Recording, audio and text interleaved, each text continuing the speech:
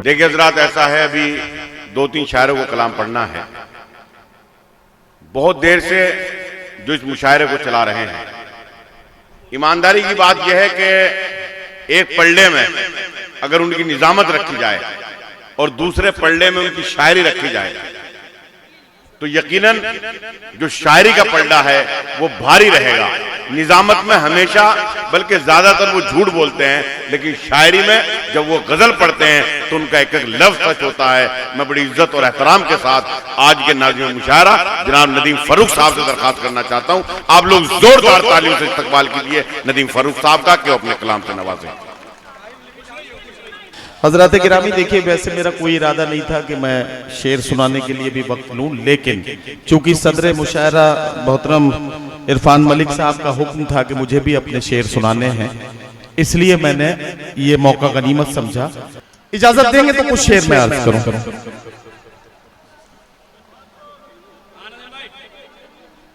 चार मिसरों से पहले आपके करीब पहुंचने की कोशिश करता हूं। अगर ठीक ठाक तरीके से आपने सुन लिया तो मुझे लगेगा कि मुझे कुछ और शेर आपको सुनाने हैं। जी नायत। 4 मिसरे पढ़ता हूं कि अगर जबान अता की है तो सदा भी दे, अगर जबान अता की है तो सदा भी दे, वगरना हर्फ़े गलत की तरह मिटा भी दे। अगर जबान अता की है तो सदा भी दे, वगरना हर्फ़े गलत की तरह मिटा भी दे। तमाम उम्र सफर ही अगर मुकद्दर है तो फिर परिंदों को उड़ने का हौसला भी दे। तमाम मुकद्दर है। मैं आपको बताना चाहता हूं, ये जो जितने मेरे शायर साथी हैं, ये चमक दमक की दुनिया बड़ी अजीब सी लगती है, बड़ी खूबसूरत लगती है। जब हम मुशायरे की डाइस पे होते हैं, आप लोग मोहब्बतों से सुनते हैं और मोहब्बतें देते हैं तो हमें बहुत खुशी भी होती है। और मुशायरे के बाद जब मुंतज़िमीन मुशायरा की जानिब से एक मोटा सा लिफाफा मिलता है तो और ज्यादा खुशी होती है, और उस लिफाफे में अगर कुछ इजाफा कर दिया जाए तो खुशी और कई गुना बढ़ जाती है। ये होता है, ये मुशायरे का मामला है, जैसा कि आज हाँ। लेकिन ये खुशी अपनी जगह। मैं आपको बता रहा हूं, हमारा मुकद्दर बन गया है रातों को जागना और दिन भर भागना। रातों को मुशायरे की ये जो जागने की आदत है और दिन भर सफर करने की मजबूरी है, ये हमारे चेहरों पर, हमारी आंखों के सामने, हमारी आंखों के इर्द गिर्द काले काले घेरे बनकर जिस तरह से सामने आ रही है, ये इस बात का सबूत है कि ये इतना आसान नहीं है जितना आसान लोगों ने समझ लिया है। और मैं तो अब कुछ शेर आपको सुनाने हैं, उसके बाद मुशायरे के 3 शायर हैं जिनको आपको सुनना है। अगले 4 मिसरे पढ़ता हूं, इन्हें भी अगर आपने नवाज दिया तो मेरा ठीक ठाक काम हो जाएगा। कुछ बताने की जरूरत नहीं, किसी का नाम लेने की जरूरत नहीं, सीधे सीधे मिसरे पढ़ूंगा और आपके सामने इरशाद। नदीम भाई पहचान मर जाते हैं, पहचान। रऊफ भाई बैठिए। 4 मिसरे पढ़ता हूँ और एक चेहरा आपके सामने आएगा। अगर वो चेहरा मैं लाने में कामयाब हो जाऊं तो अपनी दुआओं से नवाजिएगा। मुआफी मांग के एहसान करने वाला है, मुआफी मांग के एहसान करने वाला, वो सारे मुल्क को हैरान करने वाला है, वो सारे मुल्क को हैरान। मुआफी मांग के एहसान करने वाला है, वो सारे मुल्क को हैरान करने वाला है।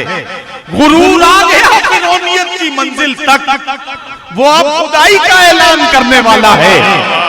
गुरूर आ गया फिरौनियत की मंजिल तक, गुरूर आ गया फिरौनियत की मंजिल तक, वो अब खुदाई का ऐलान करने वाला है। ये 4 मिसरे और सुन लें कि मासूम से अवाम को पागल बना दिया, मासूम से अवाम को पागल बना दिया, नफरत ने मेरे शहर को मक्तल बना दिया। जब भी बिछाई वक्त ने शतरंज की बिसात, पैदल को शाह को पैदल बना दिया। जब भी बिछाई वक्त ने शतरंज की बिसात, पैदल को शाह को पैदल बना दिया। वाह वाह वाह। आखिरी 4 मिसरे और सुने कि सुबह मगरूर को वो शाम भी कर देता है, शोहरतें छीन के गुमनाम भी कर देता है। वक्त से आंख मिलाने की हिमाकत न करो, वक्त इंसान को नीलाम भी कर देता है। वक्त से क्या बात है, वाह वाह वाह वाह वाह। वक्त से आंख मिलाने की हिमाकत न करो। सिमरियामा से मेरा बहुत प्यारा दोस्त, छोटा भाई जैसा तौफीक और उसके कुछ दोस्त यहाँ आए हैं, मैं उनका इस्तकबाल करता हूँ। बहरहाल एक गजल की चंद शेर, अच्छा, एक गजल के लिए आजम शाकिरी साहब का हुक्म है, 2-3 शेर है वो सुन लीजिए, और उसके बाद एक गजल का इशारा किया है भाई बिलाल सहारनपुरी ने, तो मैं इन दोनों के फरमाइश की ये 3-3 शेर सुना देता हूँ, और आपका मैं समझता हूँ कि रिज़्क हलाल हो जाएगा, और फिर मैं अपनी जगह पे बैठ जाऊंगा। ये गजल का मतलब पेश करता हूँ कि वो शख्स बाअमल था मगर जिद पाड़ गया। अब आप देखिए, आपके इलाके के कई चेहरे इसमें नजर आएंगे। वो शख्स बाअमल था, वो शख्स बाअमल था, वो शख्स बाअमल था मगर जिद पाड़ गया। अपनों से दूर होके मुसीबत में पड़ गया, अपनों से दूर होके मुसीबत में पड़ गया। मिट्टी से अपनी जो भी वफाएं न कर सका, वो पेड़ आंधियों में जड़ों से उखड़ गया। वफाएं न कर सका, वो पेड़ आंधियों में जड़ों से उखड़ गया। उसने भी सबके साथ मेरी की मुखालिफत। इरफान भाई, हफीज भाई, उसने भी सबके साथ मेरी की मुखालिफत, जिसके लिए मैं सारे जमाने से लड़ गया। उसने भी क्या कहने बाबा, उसने भी सबके साथ मेरी की मुखालिफत। अनीस वारसी साहब, उसने भी सबके साथ मेरी की मुखालिफत, जिसके लिए मैं सारे जमाने से लड़ गया।